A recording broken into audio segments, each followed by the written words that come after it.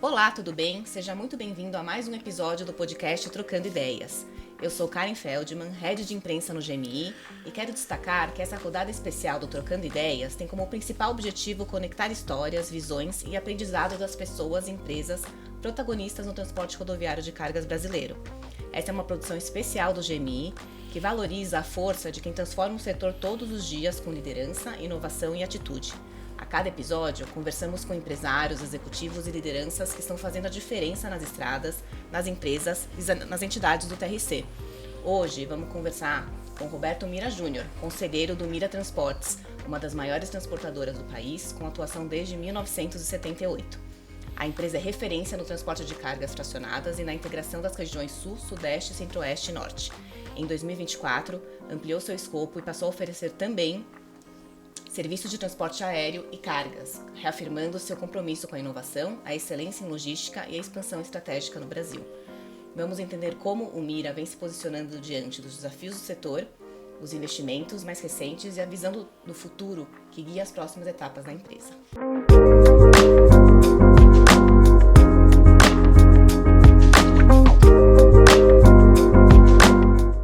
Olá, Roberto, tudo bem? Seja muito bem-vindo. Olá, Karen, muito obrigado pela oportunidade, inclusive, de estar aqui falando um pouquinho da nossa empresa, falando um pouco do mercado. Eu acho que é sempre importante a gente estar trocando ideias, né?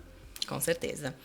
Roberto, eu queria que você falasse um pouquinho da história, né, da empresa, claro que com mais foco desde a sua chegada, mas a gente sabe que é uma história muito sólida, então eu queria entender como que você descreveria essa evolução desde o começo até hoje. Uhum. A empresa é uma empresa de 47 anos no mercado, né? O Mira é uma empresa bem antiga já. Deus quiser, vamos chegar aí nos 50 anos. O fundador é o Roberto Mira, né? Vulgo meu pai. Então, ele começou a empresa lá realmente do nada, tem uma história bonita para contar, inclusive vale a pena um dia ele vir aqui contar a história dele. Eu acho que eu vou ter que ter tempo, vai umas 3 horas, porque ele vai falar bastante. Mas eu comecei na empresa com 15 anos de idade, né? Eu vou sendo bem breve, senão eu acabo demorando a minha história também.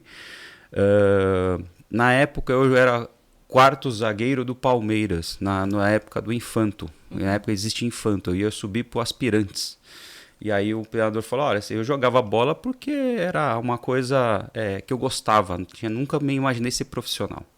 E aí o treinador chegou para mim um dia e falou, quando você fizer 15 anos, que caiu no dia 15 de agosto, que é o meu aniversário de 92, se você for ver na folhinha, caiu num sábado. Ele falou, quando você fizer 15, depois você já vai começar a jogar todo dia. Eu falei, mas jogar todo dia, eu queria tu jogo aqui para me divertir, não jogo para virar profissional, né? E aí o que aconteceu? Eu peguei e falei, não, Tuca, tudo bem. Eu cheguei em casa e falei com meu pai, o Tuca falou isso, eu vou ter que jogar todo dia. Eu falei, eu vou acabar virando jogador. O pai falou o seguinte, não, você faz o seguinte, você decide o que você quer fazer. Você quer virar jogador, eu te apoio. Mas se você quiser trabalhar comigo na empresa, também. Eu não pensei 2 vezes, porque eu já tinha aquele sangue de transportador, né? Brincava nas caixas quando era pequeno, entrava em caminhão, caía do caminhão, brincava com o pessoal no armazém, enfim. E eu falei, não, eu quero trabalhar na empresa, nunca imaginei ser jogador, né? Aí quando eu fiz 15 anos, que caiu nesse sábado, meu pai me acordou às 6 horas da manhã, todo mundo conhece o Roberto Mira no mercado, né? Generalzão, bravo pra caramba. E ele nunca mais fez isso, nem com meus outros 2 irmãos que vieram depois, os outros 3. Mas ele me acordou às 6 horas da manhã, me levou café na cama, eu já fiquei desconfiado, né? Num sábado, às 6 horas da manhã, você já fica desconfiado. E aí e falou, põe uma roupa que eu vou dar seu presente. Me pus uma roupa, falei, beleza, né? Eu vou ganhar uma bola do Palmeiras, uma blusa da Pacalolo, que na época era a marca Sensação. Enfim. E aí ele me colocou no carro, me levou na Lapa, uma fila enorme, nunca vou esquecer daquela fila, eu dava a volta em quarteirão. E ele já tinha um cara me esperando lá, a gente não pegou a fila. Chegou lá, me cumprimentou um rapaz, não sei o quê, eu assinar um monte de papel, tá aqui, ó, na minha carteira de trabalho. Eu falei, mas isso aqui é meu presente? Não, agora eu vou dar seu presente. Me levou para a empresa, hoje o nosso gerente da filial de Campo Grande, né, Mato Grosso do Sul, é o Alessandro Criocas. Na época ele era encarregado de faturamento aqui em São Paulo, estava me esperando para começar a trabalhar, trabalhei a tarde inteira. Então esse foi meu presente com 15 anos, foi assim que eu comecei a minha carreira profissional. Paralelamente a isso, estudando, enfim. E de lá para cá eu aprendi muita coisa no setor, né? Lógico, não sou nenhum expert né, de saber tudo. Acho que ninguém sabe tudo nessa vida. Mas eu aprendi um pouco como se lava caminhão, eu lavei caminhão, eu entrei embaixo de caminhão para entender um pouco de mecânica, fui ajudante de mecânico, e aí eu fui galgando a minha carreira profissional dentro da empresa, aprendendo em todas as áreas um pouco. Então, desde lavar caminhão até desmontar e montar computador, eu fiz um pouco de tudo para aprender mesmo. E aí, quando foi em 2018, essa chave foi virada, né, desses meus 33 anos aí trabalhando. A chave foi virada e eu fiquei na diretoria geral até o mês passado, como agora eu subi já para o conselho, agora junto com meu pai mesmo, com meu irmão, enfim. Eu tenho muito orgulho disso, tudo que eu fiz e dessa carreira que eu tive, né? E a empresa, de lá para cá, ela cresceu muito. A empresa sempre foi uma empresa do setor, da região centro-oeste do Brasil. Ela começou na região do centro-oeste, e aí ela se expandiu para as outras regiões. Há cerca de uns 15 anos atrás foi quando nós fomos para o norte do Brasil. A gente sempre olhava o norte como uma região complementar do centro-oeste, e é assim que os clientes enxergavam na época. Hoje já a visão já é um pouco mais diferente. Mas aí, quando foi isso, falou, pô, mas a gente sempre fez parcerias no norte, a gente faz um bom serviço no centro-oeste, vamos fazer o norte também? Pô, mas aí a gente fazia parceiros e não dava certo, os parceiros não tinham a mesma qualidade que a gente tinha no setor de transportes. Então a gente falou, quer saber, vamos nós abrir o norte. Então acabamos abrindo as regiões do norte, os estados, né? O Pará, o Amazonas, o Macapá, enfim. E aí nós acabamos tendo esse carimbo no mercado que o Mira é esse transportador que faz muito bem o centro-oeste e o norte no Brasil. Capta carga no sul e sudeste, né? Esse é o nosso expertise. A mercadorias de alto valor agregado, né? Como disse o seu Roberto lá em discursos que ele já fez lá atrás, não transportamos bacia de privada, né? Farpado, esse tipo de coisa. Mas mercadorias sim de valor agregado, temos aí uma grande influência no setor farma, enfim, parte de eletroeletrônicos, autopeças, cosméticos. Então a gente se especializou no alto valor agregado para as regiões centro-oeste e norte do país hoje. Muito bom. Agora, a profissionalização da gestão é um tema recorrente nas empresas familiares, né? Eu queria entender como que tem sido esse processo dentro do Mira e no aprendizado de vocês, ano a ano. A nossa profissionalização começou lá em 2012 para 2013, né? A gente conversou, eu lembro muito bem da doutora Elismar Álvares, né? Que é a que iniciou a governança corporativa lá na Dom Cabral, em Minas. A gente contratou eles na época. E não é fácil, porque você mexe com as dores da família, e na época tinha um tio meu junto, o Carlos, e ele junto comigo a gente chamou essa questão da Dom Cabral, porque realmente a empresa estava num patamar já que não dava para uma pessoa, 2 ou 3 comandar, a gente tinha que se estruturar. Então foi aí que surgiu a Dom Cabral nos ajudando a fazer toda essa reformulação. Estamos aprendendo até hoje. O nosso conselho não é um conselho estatutário, é um conselho consultivo. Então que é um conselho que inclusive bastante ativo. Os conselheiros vão toda semana na empresa. Normalmente se faz uma reunião por mês de conselho, ou até a cada 2 meses, 3, dependendo do tamanho da empresa e das regras dela, né? No nosso caso, os conselheiros eles querem estar bastante ativos, então eles vão uma vez por semana na empresa, e aí fora isso, que a gente chama reunião de comitê, para saber como é que estão as pautas do dia a dia, que foi das missões que foram dadas lá na estratégia da reunião mensal. Então a gente trata, os conselheiros são muito ativos, então nossa profissionalização é um pouco diferente. É uma profissionalização, apesar de ser profissionalização com ata, bonitinho, mas são conselheiros mais ativos, eles querem estar bem à frente do nosso negócio. E a família, como a família já faz parte também do conselho, a família acaba também ajudando, enfim. É uma gestão diferente, é uma gestão bem próxima da família, bem próxima, mas também com os profissionais que tocam o dia a dia. Nós temos os diretores que tocam e são os responsáveis por estar tocando tudo. Né? Então, o diretor de comercial, de operação, o administrativo financeiro, tem o diretor-geral agora que é o Fábio, que está no meu lugar. Então, está indo super bem. Né? Então, óbvio, tem que fazer uma reestruturação, tem que mudar conceitos, cada um tem seu jeito de trabalhar, mas é sempre em prol do negócio. Claro. Agora, a empresa tem cerca de 3 mil profissionais em todo o Brasil, né? Então, quais são os pilares da gestão de pessoas no Mira para manter esse time engajado, produtivo? 3 mil diretos e indiretos, né? Olha, o engajamento vem muito da cultura, né? Eu sempre falo isso. A gente faz as nossas convenções anuais e a gente sempre fala dos nossos valores da empresa. Então, valores ética, respeito, carinho ao próximo, se colocar no lugar do outro. Então, esses valores a gente costuma levar e a gente já faz um briefing disso com o nosso DHO para poder começar isso desde a contratação e até um desligamento. Tem que ouvir, você tem que ver o sentimento da pessoa, tentar ajudar, se recolocar se não for feliz dentro da empresa. E, ao mesmo tempo, quando as pessoas chegam, a gente explica qual que é a cultura da empresa, como ela começou. Então, a partir daí, as pessoas já começam a entender como é que funciona, né? Eu acho que esse engajamento, lógico, ficando bem próximo, a gente tem um RH muito ativo, com a Juliana, a Carol e a equipe, que elas ficam sempre ligadas, conversando muito, elas conversam o dia inteiro com pessoas internas, falam com gerentes nas filiais, faz vídeo, enfim. Isso é muito importante, né? Ficar próximo, porque nós somos uma empresa de serviço, né? Esse nosso serviço de transporte é feito por pessoas, né? Então a gente precisa cuidar muito delas. Isso é uma dos nossos viés, uma das nossas forças matriz que a gente fala. Não é caminhão, todo mundo tem, frete todo mundo carrega caminhão é quase que uma commodity praticamente hoje, mas o diferencial é o time. Você tem que ter um time bastante engajado, ativo, um time que defende a bandeira da empresa, mas também trabalha de acordo com os nossos valores. Perfeito. Falando um pouquinho agora do mercado, do setor, né? Eu queria entender como você avalia o momento atual do TRC no Brasil, quais são os desafios mais urgentes que as transportadoras estão enfrentando. Os desafios do Brasil sempre são basicamente os mesmos, né? O custo do Brasil é alto, a parte de política nossa ainda é um pouco confusa,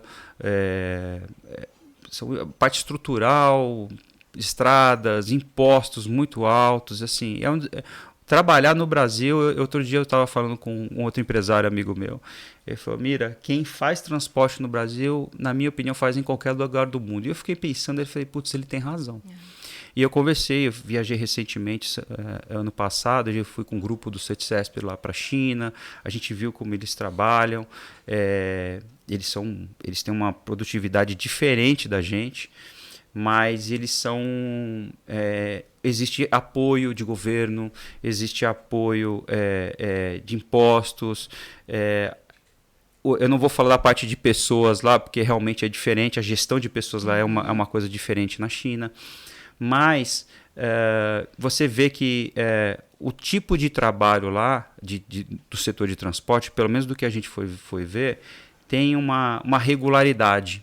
Existe uma regularidade anual com relação a isso. Não existe picos que você... Uma previsibilidade. Existe uma previsibilidade, exatamente, que você consegue se programar durante o ano. Óbvio que a gente faz os nossos orçamentos, a gente se programa aqui, mas do dia para a noite pode vir uma pandemia, por exemplo, mudar tudo, pode acontecer uma reviravolta com relação à política, aí muda tudo de novo, e aí o dólar sobe, o dólar cai, o Trump taxa, o Trump não taxa, enfim, fica uma loucura, né? Então, quando esse amigo meu falou isso para mim, eu falei, putz, eu acho que você tem razão. Então, e é o que a gente convive, né? Então, os desafios são sempre os mesmos. Os desafios são estrutura Brasil, custo Brasil, eu costumo sempre falar isso, mas o principal desafio é as empresas estarem ligadas aos seus números. Por quê? Qualquer número que mude no mercado, você tem que ficar atento quanto que isso está custando para você poder também mudar o seu. E outro grande desafio é você convencer o cliente disso, né? Sim. Porque normalmente, infelizmente, tem muitas empresas que você vai para o mercado, você olha, você está fazendo o seu custo ali muito ajustado, e a hora que você fala no cliente, o cliente fala, mas lá me deram X% de desconto. Eu falei, o meu custo realmente não absorve o seu material para eu transportar. Então eu realmente vou abrir mão dele. E é assim que a gente tem tratado, né? Eu acho que a gente tem que saber respeitar os nossos limites da empresa para a gente poder sobreviver. Então, assim, o custo Brasil eternamente vai ser difícil isso mudar nos próximos anos.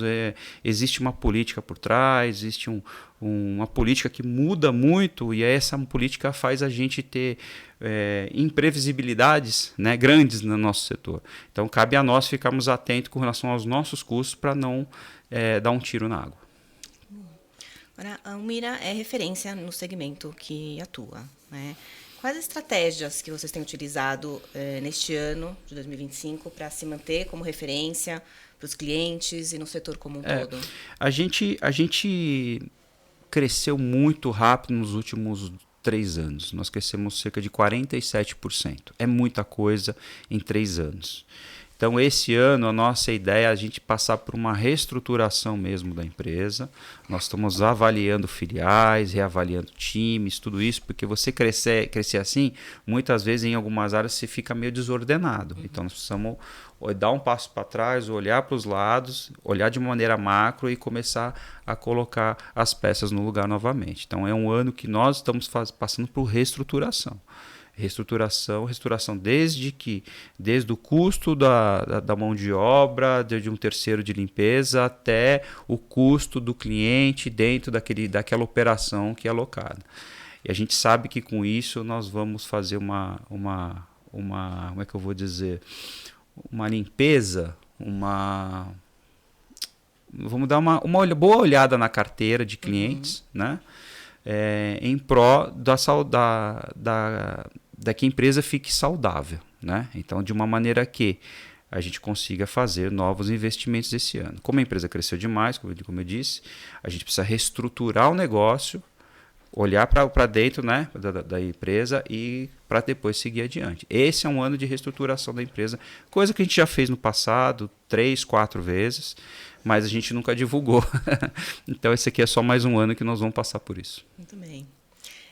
Com relação a inovações, né, quais delas têm sido decisivas para manter a competitividade do modelo de negócio de vocês? Olha, a gente sempre foi uma empresa ligada e que gosta bastante da questão de tecnologia.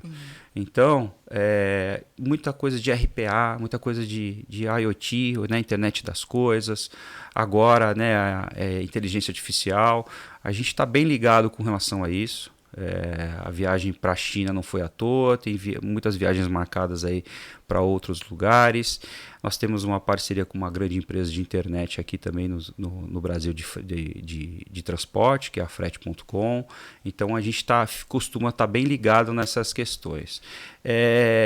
Como é que eu vejo isso? Inovações na empresa, a gente precisa estar ligado o tempo inteiro, né? Informado com o mercado, falando com um monte de gente, ver o que dá para ajudar, o que dá para otimizar, muita pesquisa. Nós temos uma equipe interna também de uns meninos muito bons lá com relação à TI, que eles ficam ligados o tempo inteiro, trazem ideias. Então a gente faz lá um brainstorm, né, com relação às inovações, as novidades que estão surgindo no mercado, conversa com bastante gente. Essa é uma questão que você tem que estar ligado o tempo inteiro.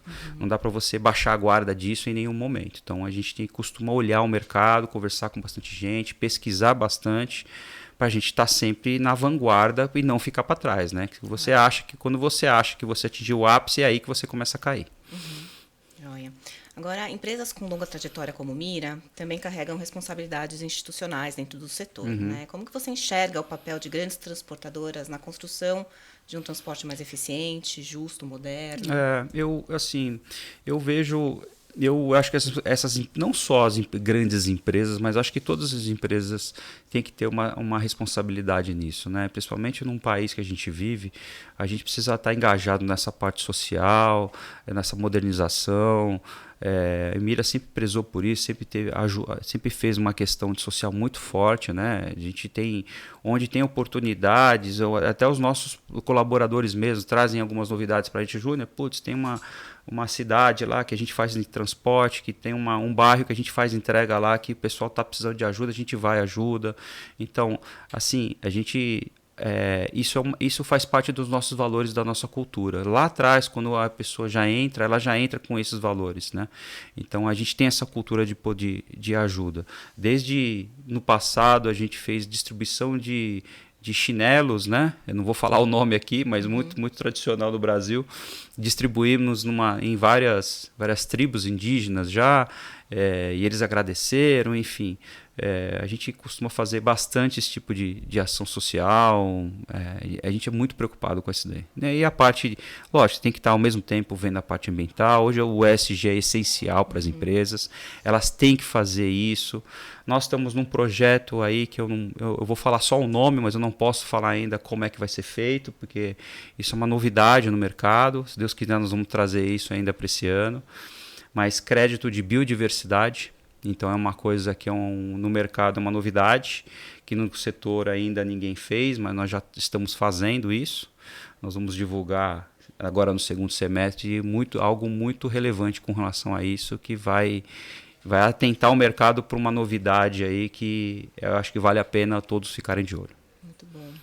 Agora, partindo já um pouquinho para o final do nosso bate-papo, Mira, o que a gente pode esperar do Mira Transportes para esse segundo semestre e para 2026? O Mira, como eu disse, ele está passando por um momento de reestruturação. Nós estamos aí essa reestruturação cabe aberturas, fechamento e aberturas de novas filiais. Você falou bem na sua abertura, nós entramos no setor aéreo, do qual é uma aposta bastante grande. Porque os próprios clientes mesmo, eles nos pediam, pô, Mira, mas você não faz o aéreo por quê? Você tem estrutura para fazer o aéreo? E nós estudamos, confesso que ficamos um pouco relutantes com relação a isso, exatamente. Mas a gente acabou estudando o mercado, ficamos aí mais de um ano estudando o mercado, validamos o conceito do aéreo o ano passado, fizemos alguns embarques, trabalhamos com alguns clientes do ano passado, e agora esse ano é que nós estamos realmente começando a fazer o aéreo para valer, né? É uma oportunidade grande no mercado, é uma oportunidade do Mira estar se expandindo, deixando o portfólio de serviços para os clientes também, mais uma opção, né? E que com certeza vai dar certo. Com certeza. Para encerrar, né, você já é a segunda geração na frente do Mira Transportes. Pensando no futuro, qual legado você quer deixar para a próxima geração que vai dirigir a empresa? Como que você pensa isso? Olha, é uma pergunta interessante, viu? O legado que eu quero deixar. Na verdade, o legado que eu quero deixar para o nosso setor de transportes, né?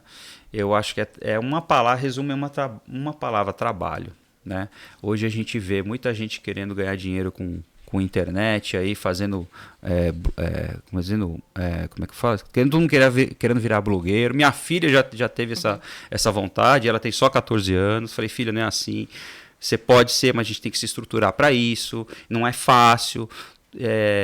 E você precisa de trabalho, né? É o que eu sempre digo, você precisa trabalhar. Então, você tem que se engajar no seu trabalho. Eu acho que nada nessa vida vem de graça, né? A gente vem de acordo com o merecimento, né? Eu aprendi isso lá atrás, aprendi isso na unha mesmo, né? Como eu contei minha história aqui há pouco. Apesar de ser filho de um fundador privilegiado, mas eu tive que ralar desde lavar caminhão, tive que entrar embaixo de caminhão, passei por muita coisa, que aí um dia eu conto toda a minha história aqui, mas é para chegar onde eu cheguei hoje. Então eu acho que o trabalho é que vai fazer, essa é a dica que eu dou para a segunda geração falar para a terceira geração. É o engajamento no trabalho, é criar os valores corretos dos conceitos de família de cada um. Perfeito.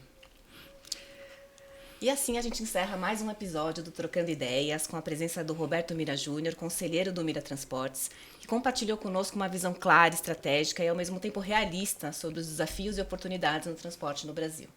Falamos sobre expansão, inovação, gestão de pessoas, carga fracionária, transporte aéreo, além de refletirmos sobre o papel de grandes empresas na transformação do setor. Se essa conversa te trouxe novos insights sobre logística, liderança e futuro do transporte, compartilhe com a sua rede. Nos encontramos no próximo episódio com mais histórias de quem movimenta o setor com coragem, visão e propósito. Até lá!